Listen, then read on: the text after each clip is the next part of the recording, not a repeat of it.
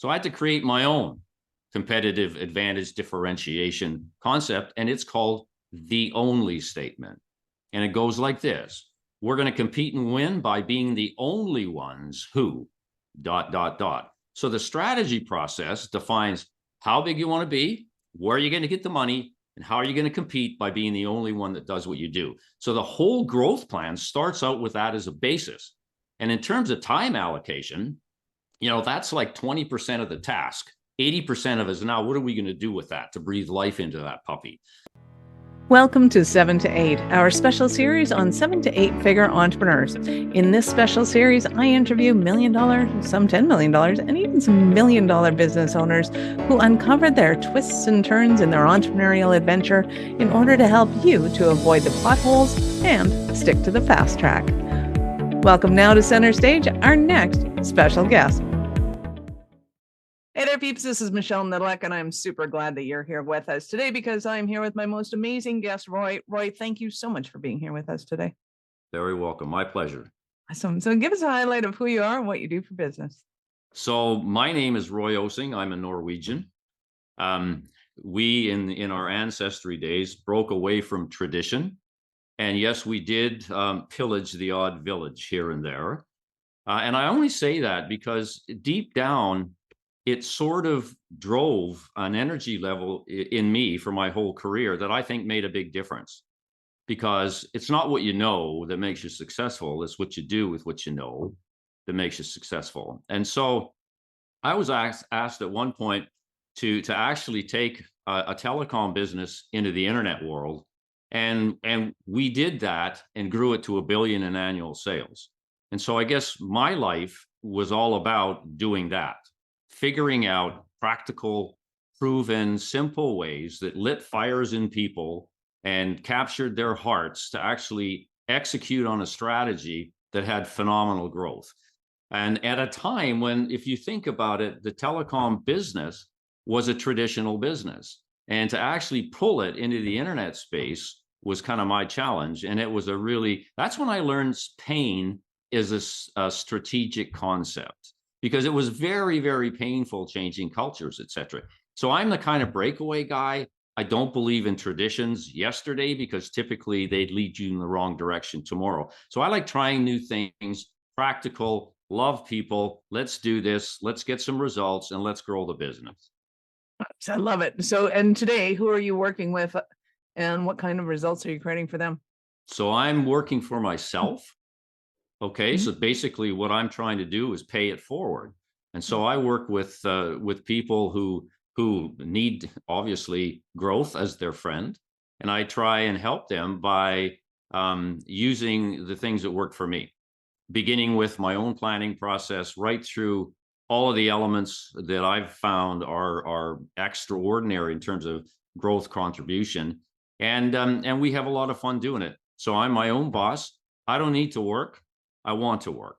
I want to help people. I want to help them break away, right, from the inertia, okay, of approaches that are founded in textbook thinking. I want to get them out of that because you know what? It's liberating. It's free to break loose of a textbook. And I keep saying, put it down. And so that's what I'm doing. And I'm helping them. Nice. I love it. So let's get into more of the tactics of what are working for you. Because I think when you say there's a textbook on it, it's usually the drab, boring university text of, oh, this is what Google did, and this is how they made their billions. It's like, yeah, right. They were in a garage doing the same thing we're doing, and that's how they built their business. But they did have a different approach to things. And I think that's kind of the nugget that you're taking out of there, which they don't expand on. And it's being able to figure out what that little nugget is that made them unique, that we all have the ability to be able to create, whether or not we have the daddy's backing and all that kind of fun jazz. Yeah, well, look at it. It all starts with getting the right plan in place. Now, I'm not sort of like the typical planning dude. I had to create my own planning process, okay, because the regular planning process wouldn't work. It took too long and it was way too expensive. It was too focused on getting the essence of the strategy pristine. And I'm not that kind of a guy, right? In the meantime, you're spending months and months and months trying to make the plan perfect, which you'll never do anyways. and you're not doing stuff in a marketplace. So I created what I call a strategic game plan built to execute. So the model for me was I need a way to plan in a way that gets me to execution really fast, because I'm a guy that believes that speed is a competitive advantage. Imperfection is a competitive advantage. Speed and imperfection are double whammies, right? They are really, really good. So I created this simple strategy process. Goes like this. Answer 3 questions and you have your strategy. First question, how big do you want to be? That's a question about your growth goals. And my process is different because it starts out with the numbers, right? Michelle, it doesn't end up with the numbers. Because typically, most planning processes, you develop the strategy, then you develop the economic consequences. Then you look at the numbers and you go, oh my God, the numbers aren't good enough. We got to change the assumptions. No, you can't do that, right? So you start off with the numbers, and the numbers actually develop and describe the character of the strategy and the risk profile of the strategy. So how big do you want to be? That's revenue, top line revenue, nothing else. It's not EBITDA, it's not net income, it's top line. That's a market expression. So if you're at 5 million, I say in 24 months, what do you want to do? Where do you want to be? You want to be at 10 million? It will make a difference, because if you picked 6 million, it's an incremental strategy required to do that, and it delivers different sorts of approaches. If you want to double revenues, okay, that's a big step up. We got to be a little more bold and audacious in the way we create that strategy. So that's the first question. Second question is easy. Where do you get it from? Who do you want to serve? So now you've said you're going to get 5 million. My next question is, well, where are we going to get it? This is not a mass market game. This is a target marketing game. What customer groups have the latent potential to get you the how big? Okay. And so we go through that, be really pristine in terms of definition. And the third question is, how are you going to compete and win? How are you going to beat the bad guys? Okay. Now, this is not a matter of saying, well, we're going to be better at customer service. We're going to be the best marketing engine. We're going to be the number one market leaders, because I call all those words claptrap because they don't mean anything. So I had to create my own competitive advantage differentiation concept, and it's called the only statement. And it goes like this. We're going to compete and win by being the only ones who ... So the strategy process defines how big you want to be, where are you going to get the money, and how are you going to compete by being the only one that does what you do. So the whole growth plan starts out with that as a basis. And in terms of time allocation, that's like 20% of the task. 80% of it is, now what are we going to do with that to breathe life into that puppy? So in my world, you spend 20% on getting the plan just about right. We're going to head west. We don't know where they're going to end up in Calgary or Vancouver until we actually start executing, right? And moving and shaking with the way the environment changes. And then we're just going to go for it, right? Learn as you run. I call it planning on the run. Sorry, guys, this isn't pristine. This is trench stuff thinking. And why do I believe in it? Because it got me $1 billion in sales. That's why. So that's what I do. We start off with that. And then there's all sorts of other elements we can talk about that are actually what I call execution elements around my strategic game plan, which is a way to breathe life into that execution doctrine. Nice. I am all about execution, and you got me. However, I want to make sure that everybody's kind of starting at with the right mindset, because oftentimes I hear people, again, going back to the Google thing, it's they're looking at $1 billion business going, okay, well, I can apply this to my $5 million business. Like, no, you can't. You're not there yet. You got to get some fundamentals in place first. And likewise, somebody that's making 100 grand that wants to make $1 million grand is not going to be doing that. So are there levels that you see in the first section of how big do you want to get? Are we looking at, like, a tech company can usually go, yeah, I want to make $100 million and I want to sell. They can do that because of the nature of the business. But sometimes if you get like Frank's Plumbing, it's not going to have the same impact and growth abilities. So are there anything that you've noticed in kind of that first stage of big as to kind of how people can differentiate themselves, or is it all one for you? It's all one for me, because Okay. I'll tell you what happens is, if you pick a modest growth goal, then you have no drive to be creative and innovative. The reality is, my experience is how big and the way you deal with how big actually drives the extent to which you must innovate in your business in order to make it. Now look at, if I'm at $1 million and I want 5 and I only get 4, have I failed? I mean, the reality is if I apply standard pedantic planning, I probably would have got 1.5 million anyways. Right. Right. So this is all about how bold do you want to be, because the boldness drives what you have to do differently. Okay. And look at, take a plumbing business. I don't care Mhm. what kind of business it is. The issue is, do you want to make, step up kinds of growth, improvements, or do you want to just continue want to be kind of an incremental person? It all the same, right? The engines of growth are different. All that means is how big is going to be way different. That's all. Right. But the essence, the driver behind it that says how big, and audaciousness is a driver of creativity, that transcends any business, a not for profit, whatever, small business, large business. That notion for me has been extremely helpful. Okay. Not knowing how to get there drives you to be innovative. Knowing how to get there is really insipid, and it's a walk in the park. And don't take credit for that. If the market's growing at 75% and you grow at 50, don't take credit for the 50. You should have got 150. Okay. So that's kind of where I come from, and just kick their butts, get them thinking right. But the problem is, Michelle, people have been taught, okay, to operate within these limits. Mhm. Okay, do the case studies and figure out what the case studies done. But case studies got to be right. Look at what Google did; they got to be right. Look at blue oceans. My God, that's a brilliant strategy, right? As a leader, it was worthless to me because it didn't teach me anything in terms of how to do something. It taught me academically the notion that I need to find a blue ocean, but the chances of doing that are probably zero. I'm going to find myself in red oceans for my whole life, and I got to Mhm. find a way to compete in those red oceans.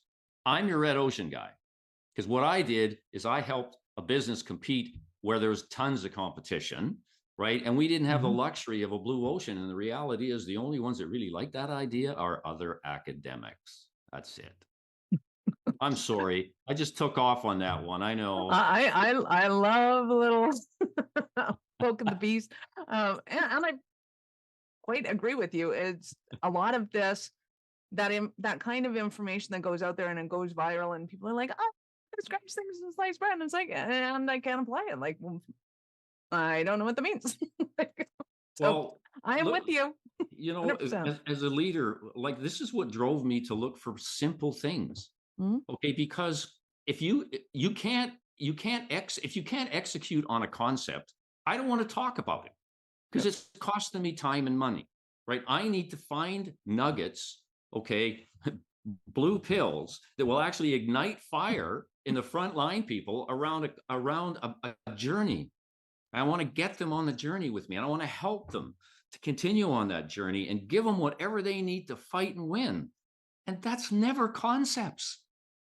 It's never concepts. It's warm blankets, right? It's recognition, it's reward, it's capturing their hearts. And you can do that, but you don't do that with a textbook, regardless of whether or not you think you can create an algorithm around human behavior. I'll just So leave it there. yeah, talk to me about execution and how you bring that to fruition. So execution comes in many forms, and it's there's no silver bullet on this. By the way, just to preface this whole thing, we're talking about establishing a growth culture. We're not talking about a number of growth tactics that you can employ. The reality is, if you're tactically driven, I worry about your future. Okay, so what you really have to do is create context for the tactics, and that's a cultural thing. So to the point you made earlier, which is dead on, this, you got to be in this for the long term. You want to scale your business? It's not about what you're going to do to cost in the next 30 days. Okay, it's what you're going to do to grow revenue in the long term and cost at a disproportionately lower rate. That's what scaling is. So it's a cultural change. So here are the sorts of crazy elements that I actually created. I call these my audacious ways, right? Audacious way. First, audacious ways, what I call line of sight leadership. I mean, one of the problems with execution is people don't know what to do, right? Like, nobody explains to them, we've now got a new strategy, right? And you need to do some different things in order for us to execute on the strategy. Nobody goes down to sales and tells them specifically, or workshops with them specifically to decide on the new things that they need to do in order to fulfill the new strategy, and the old things they need to give up. Leaders have a fundamental role in that. The problem is they delegate it to the guys in BD and it never gets done. Okay. Me, I'm a fingerprint leader. I went and I did this. I had workshops with everybody in the organization. Say, okay, here's our 24-month plan. By the way, we never had a 5-year plan because 5-year plans are stupid because the fourth year never shows up. Never shows up, right? And all you get is a hockey stick. So I'd have a 24-month plan, and I would go around and have workshops with everybody. Say, okay, let's talk about what you need to do specifically in granular terms, okay, to be absolutely congruent with the new strategy. Time consuming, painful, absolutely, because you ended up reselling your strategy every time you went out in front of a new audience, right? But at the end of the day, when they got it, okay, the execution piece then followed. They behaved differently. They did different things. Another element was, which I call cleanse the inside, right? You can't execute if you got a dirty inside. Now, what's a dirty inside? A dirty inside has a lot of crap in it. It's just stuff from the past, that momentum managers from the past love to do. And unless you fire them or give them a lobotomy, they're going to keep doing that stuff, right? It's crap. So I had cut the crap initiatives, okay, where we had contests in the business to try and identify the dumbest crap that we actually do, and what do we have to do to get rid of it. And it was amazing. I mean, all I had to do was ask people, tell me the stupidest thing we do, and I'd get 10 answers. Wow, that's amazing. And all we had to do was listen to them. So we had this cut the crap initiative, and I held managers accountable, et cetera, et cetera. Another thing that was really important to me personally was what I call leadership by serving around. In the old days, they used to call it management by wandering around, which was authored by Tom Peters, which is a great start. My experience was it didn't go far enough. This isn't about aimlessly wandering around. It's about serving around in the workplace. What can I do to help? Okay, what's going on with you in terms of executing the strategy? This is all associated with execution. This isn't about wandering around being cool in the workplace. It's trying to figure out what are the pinch points that people are experiencing that prevent them from executing. So I call that leadership by serving around, and I was just out there all the time saying, how can I help? How can I help? I take the stuff because, I mean, once you ask and people tell you, Roy, here's how you can help. If you don't deliver, you are totally screwed, right? So this was a huge piece for me. So I did that a lot of times. Premium pricing. Okay, you talk about growth, try and find ways to premium price in a market that generally people don't look at it that way. Led me to this whole concept that we're, from a marketing point of view, we're looking at things wrong. We're looking at trying to satisfy customer needs. The reality is most people's needs are satisfied now, okay? And if you want to play in that space, you end up basically being in the product, what I call the product flogging game, where all the products are essentially the same. Features and benefits are pretty well the same. So it relegates down to competing on price. Okay, so the natural evolution of a product world is to compete on price, commoditization, which means you can't grow revenues when you're in that space. Okay, unless you got economies of scale and scope, which few of our listeners and viewers have. Okay, so let's get real. That's another blue ocean strategy, right? Okay, so what I thought of is, look at, why are we screwing around with needs? I mean, why don't we try and figure out how to give people what they covet, what they desire, what they crave? And so I came up with this notion of we need to be in the craving satisfaction business, because that piece has got relatively little competition and it's price insensitive. I mean, when you deliver, Roy, right, a bottle of cab along with something, I immediately forget about anything. It's except the cab, right? And so I know it sounds silly, but being able to sort of move to that, what do they desire space as opposed to what they need space, that's a huge metamorphosis of thought and opens up incredible opportunities. So we tried to do that a lot. And to say that it was successful would be probably not truthful because I didn't have long enough. I mean, this is, again, we're talking about culture, but the essence of trying to define that sort of cravings niche in the who, which are the customers you want to serve, that was extremely powerful because it not only allowed you to grow revenues, it allowed you to protect yourself. Because as soon as you start, satisfying cravings, people go, wow, that's incredible. I'm never going to leave Roy. I'm going to stay with him. He gets me, you know? So, yeah, so those were a few things. I got about 10. We don't have enough time. We could probably pick them up on the Right. blue pill nose. Going on, I could stay here forever and do that because I think too. I mean, you mentioned the cab, but not everybody has the vineyard ability to be able to produce a cab, right? It's like we buy the lot, we get this dirt, it's awesome and fantastic, and the sun and the rain just don't comply with us, and we're not delivering cabs out. How does somebody that lives on a Merlot land start competing for cab? Because cab, and I think it's a really good analogy because cab just by nature has a good reputation. I have tasted more cab that I would rather toss than finish, but it's still got the title to it. Well, I guess what I was referring to is Yeah. if you knew that Roy craved a Cabernet, and Give him Cabernet. if you knew that was, what kind it was, and Mhm. you happen to be in the washing machine business, Yeah, that's not a bad piece of information to have that's to a very useful differentiate information. you and surprise Roy with what you do for him.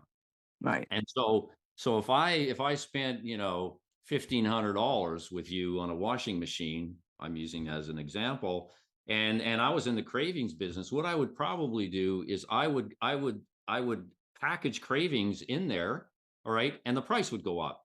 Right. It wouldn't be a la carte pricing.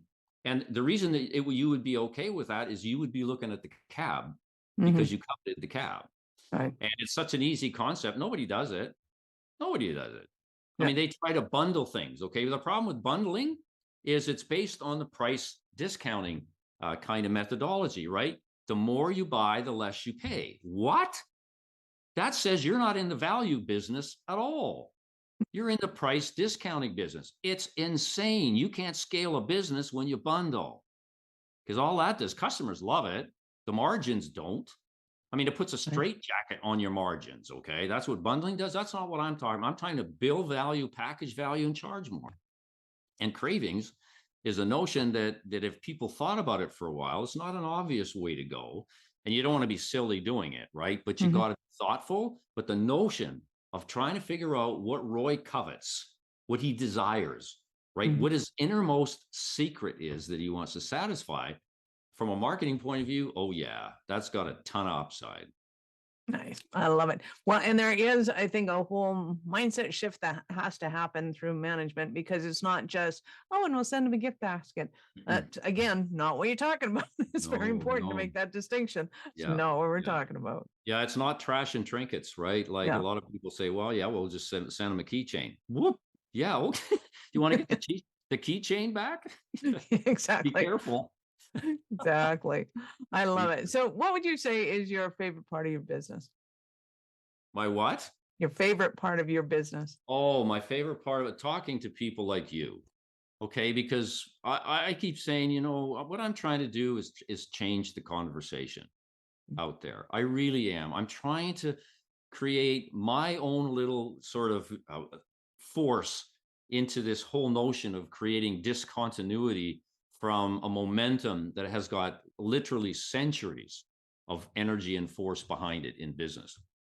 From an academic point of view, I mean, and consultants, promulgate academia, et cetera, and all that does is just make the force of the past even stronger. So by talking about the things that actually worked for me to build a business into $1 billion a year, I'm hoping to capture people's imagination to go, huh, I think I could do that. That sounds kind of weird, but I mean, if it worked, and I always say, well, okay, it may not sound academically pristine, but I did use it in my journey to $1 billion. So there must be something to it. So I can always fall back on that as a proof point, right? Mhm. So I'm just trying to to change the conversation and also get a little more energy into this whole breakaway, be different sort of force. And if I can do that one by one, then I'll be happy. Having these sorts of conversations, I find exhilarating. I mean, it's not like doing a PowerPoint presentation. Who cares? I mean, I do better when I'm having a conversation because you get me going, you light me up, and when I'm lit, I do a better job. I love it. So is there any business that you have looked at and you're like, no, you're beyond hope. We can't work with you. Or is it like, hey, bring me your candy and let's see what you got? You know, that's a really good. I've never been asked that question. It's a really good one though, because I happen to believe that every business, whether it's a for profit or not for profit, has the potential to be who they want to be. All they need is a mentor, right? From, and this is self-serving, a mentor from somebody who's actually done some shit. Right. Okay, they need to be encouraged, you see, because they've been taught to comply. Compliance is listening to textbook academic, kind of like traditional. Let's look at the sales funnel. Let's do cold calling and all that kind of stuff because they've been taught that that's the right way to do things. They need to be convinced that there are other ways. And I find that it's, for me, it's a matter of kind of knocking them down one by one, attracting people with interest about through conversations like this, and then having a discussion about where that could lead. But fundamentally, leaders and organizations want to do the right thing. They just need some help getting there. That's all. In a That's simple, uncomplicated, unintimidated way. They don't want to be browbeaten into the belief that they're not good. And the problem is today, the gap between some leaders and what the textbooks promulgate is huge. And that's unfortunate. That's what I would call academic abuse of leadership. Well, I'm out to get the hell rid of that, okay, and show people that, hey, there's easier stuff you can do to outdistance all those dudes. Let's have a conversation. I love it. So give us an example of one of your Cinderella stories of one of your clients. Well, oh, this is a really good one. The company is called Mug Solutions. Mug stands for Manhole Underground. So this goes back a few years where this woman came to me, the CEO of the startup came to me and says, I got an idea and I need some help. Well, right away, okay, I'm with you, no question about it. So I said, tell me about the idea. Well, she was married to an outside plant dude who worked for BC Tel at the time, who was constantly out in the field, going down into manholes, right, inspecting conduit and that sort of thing to make sure that everything was right. And he was stationed in the East End of Vancouver. And the problem that he had was the manholes were contaminated with syringes, used syringes. So he would go down into a manhole, and unfortunately, and he would step on them. Okay. Yeah. Now, yeah, owie, owie. Mhm. He was fine. He was treated, but this Yep. happened many, many times. And so she had this It starts idea. to hurt after a while. Yeah. Yeah. How many times when you stop it, it feels good. Um, Right.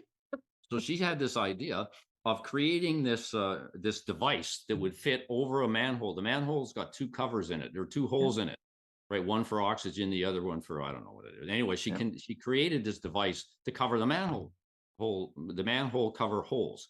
Yeah. Okay, and it would be fixed from the underside. So you couldn't, other than just a test for oxygen, you couldn't get syringes down. So that's what she could. That was her device, and Nice. she wanted some help about, she thought it was a great idea, and she was mesmerized by the number of manholes there were in the world, right? So right away she's all over this. It's going to be big, going to be big. And so I helped her create a plan. We developed an only statement for her that clearly set herself apart. Her name is Tina Thompson, absolutely wonderful. She's still in the business, and convinced her that she had to earn the right to grow by being successful in Vancouver first. The geography will come, but kill them in Vancouver. Let's make this thing successful. We got a telco here that will listen to you, guaranteed, because I know what the outside plant budget was because I ran it, right? So we got them going. And anyway, she's built this business. I don't know what she's doing with it now in terms of size. I've lost contact, but she's won safety awards I mean, compensation was extremely interested in this, and yeah, she just loved it. It was simple. She executed it, and it's a wonderful story for her. Oh, that's awesome. What a great story. And unless you're in that industry, something that you'd be I'm completely oblivious about. So that is Well, awesome. exactly. I know our listeners are going to want more from you. How did they start their journey with you? So I've got a website, bedifferentorbedead.com, and I've tried to make it a pretty robust set of resources for people.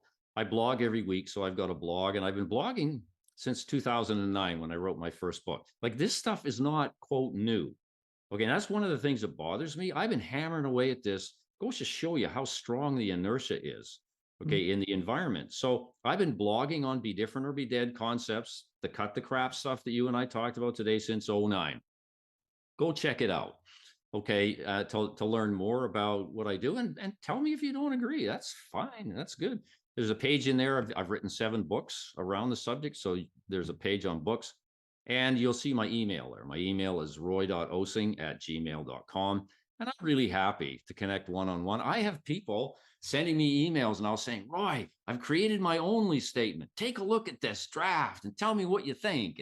Or I've got this idea and blah, blah, blah. I've got this career problem. Oh, it's wonderful. And so Nice. I'm engaging. Hopefully we're making a difference. But at the end of the day, if it's fun, it's worth doing. And it's got such an amazing upside. If it weren't for the fact that I actually saw the results of this, and by the way, I got goosebumps right now.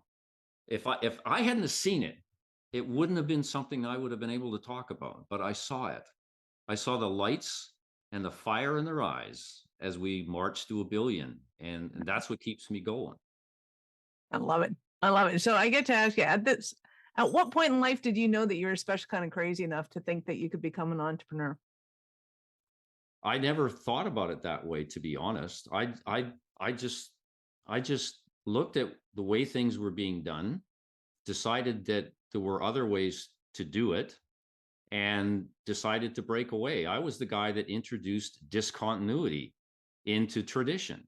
I was a guy that said yesterday's relevance is today's irrelevance, and we better do something about it. I didn't think about it in terms of the label. I just thought Well, no, about it but in in terms. terms of breaking apart from the rest of them, because I mean, I got to call it something.